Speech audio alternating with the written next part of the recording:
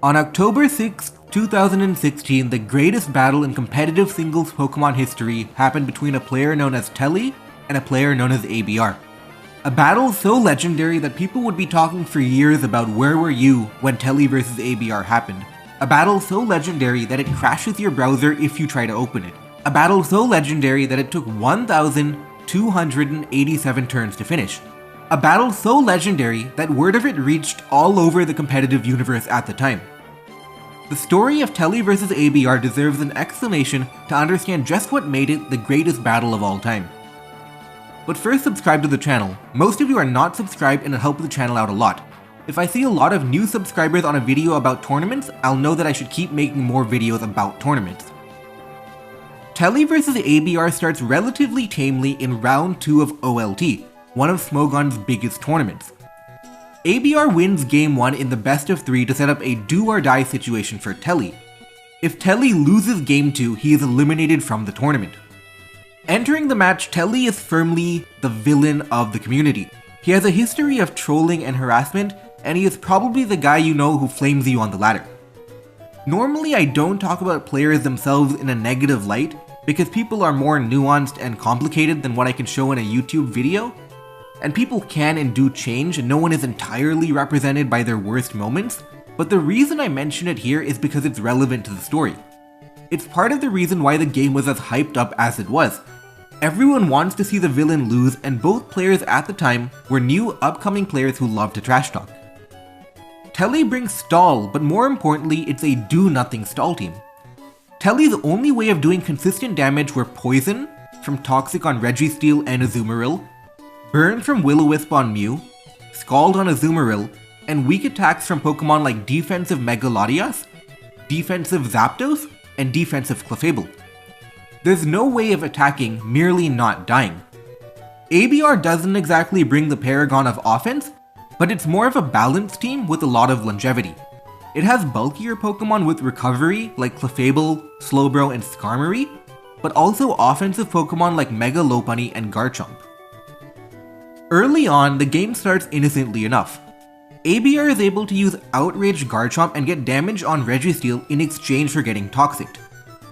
Tele made a gambit here that even though he could have immediately gone Clefable on Outrage, he would rather trade damage on Registeel for a permanent Toxic on the Garchomp. A few turns later, Megalopunny comes in and it's relatively threatening because of its stab combination. It can do some damage to Clefable if it predicts it well, but it's never really reaching 2-hit KO range. Tele makes an aggressive play and leaves Registeel in on Lopunny to try and Toxic it while predicting a return. Instead, ABR clicks a super effective move and knocks out Registeel on turn 29. No one knew it at the time, but this is going to be the last death that they're going to see for almost 1,000 more turns. The next 100 to 200 turns were calm because neither player was making overt progress. ABR's Megalopunny could never break through physically defensive Azumarill, Clefable, and Zapdos, and Tele's team was never going to break through ABR's team because ABR's team had enough longevity. Clefable can heal itself and is immune to status conditions, and Slowbro has Regenerator, who can take on a lot of the weak attackers. Tele's main form of attack was using Zapdos and potentially going for Heatwave burns, but that's about it. It would never break ABR's own Zapdos. All the while, Tele is using up a lot of PP making attacks, and ABR is content to just switch around with Pokemon like Roost, Zapdos, and Regenerator Slowbro. It becomes very clear that the game would not be about getting the most damage, but draining the most PP. Now is a good time to explain ties. The rules about tying have been slightly modified over the years, but at the time, if both players could agree to a tie, they could just end the game and do a rematch with different teams. There are many game states where a tie would be the best course of action. For example, if there are 2 Regenerator Pokemon on a team, they could switch back and forth infinitely without wasting PP. If a player is incapable of doing enough damage to stop Regenerator switching, they themselves would resort to switching strategies too as to not waste their own PP. In that situation, a tie would be the best outcome because both players have recognized that their best play is to just switch infinitely and not waste PP. It's important to note that there are many situations that look like a tie but are actually not. Even if a lot of damage is not going on, as long as PP is being consumed, there is progress being made because it can lead to struggle. Even if 1 PP is being consumed every 10 turns, that is technically progress being made. If one player does not want to tie the game cannot be tied. Both players must agree. The onus is on the player to understand what is a tied game and what is not. If a player believes that they can go for a win, it is their right to do so. The only exception is that if it's clear both players are switching infinitely, but one player is denying the tie just to be annoying or trying to wait until the opponent has to leave, then a tournament director can step in to tie the game. That is rare though. Interference from outsiders is only used in extreme and obvious situations. Tele did not have any Pokemon with Regenerator, and ABR did not want to tie. He wanted to break through with sheer PP.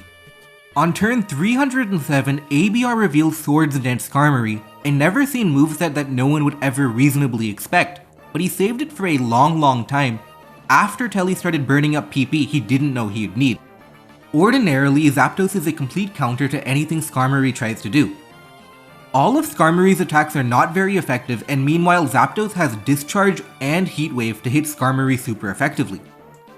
However, Zapdos has been using up its attacking PP and was slowly running out. This sets up a very nasty combination. Skarmory can use Swords Dance on a Pokemon like Clefable and bait in Zapdos. However, when Zapdos attacks Skarmory, the Skarmory user can switch out and waste an attacking PP. All of a sudden, if Zapdos runs out of PP, then Skarmory can actually beat it. Of course, that's easier said than done. Just as Skarmory can try and bait a PP from Tele's Zapdos, Tele can predict the bait and switch out himself and not lose a PP at all. Skarmory also has to deal with Scald Azumarill and Will-O-Wisp Mew, but the concept to stall PP is the same. Skarmory represents the tiniest of chances to go for a win. In the meanwhile though, Tele has been bleeding PP a lot more than ABR has, and he reaches low PP on moves before ABR does, and now he has to start being extremely careful about how he uses it, and the game devolves into almost endless switching. The most common scenario being ABR Slowbro versus Tele Zapdos.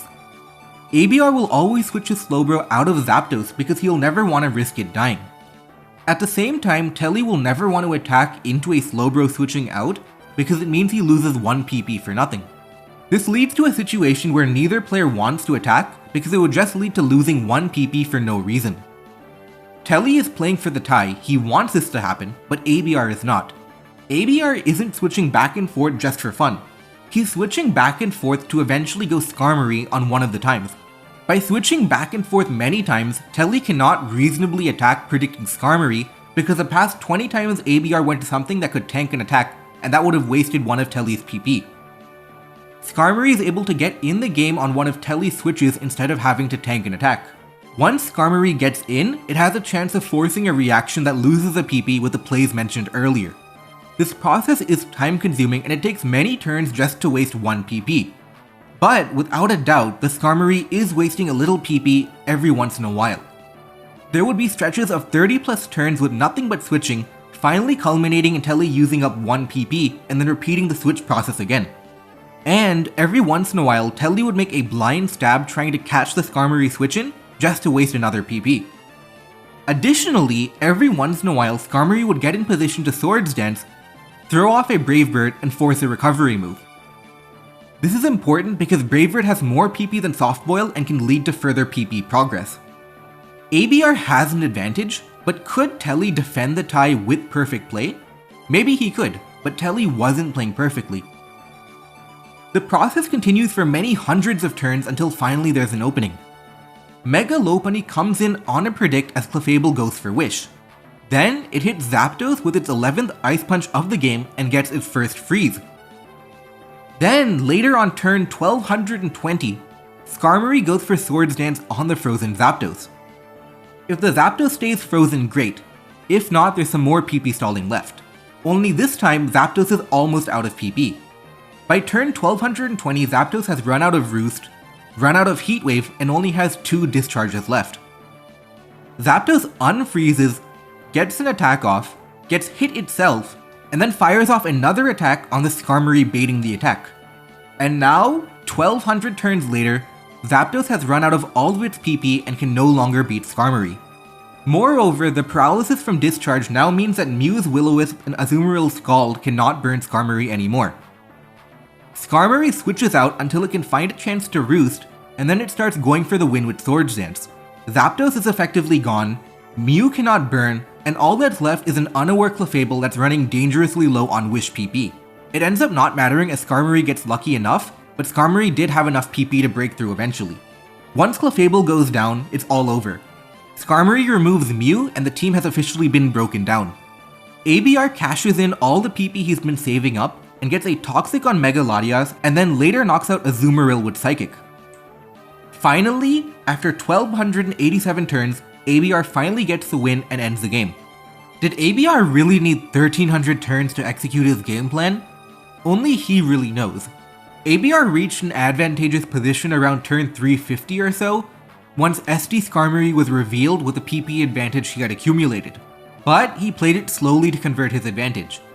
According to him, it was the best way to play as risk-free as possible, but according to Tele, it was pointless switching just to bad manner him and keep the game going.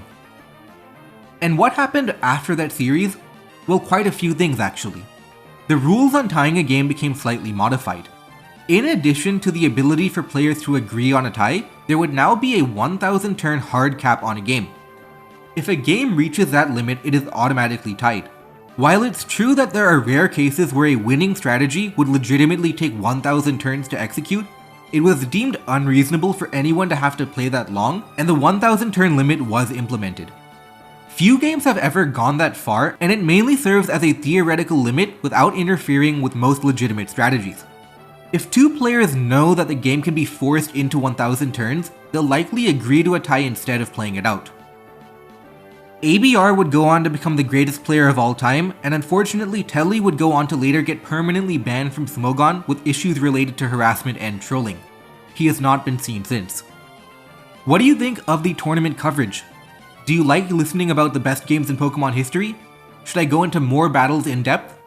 Let me know down in the comments below.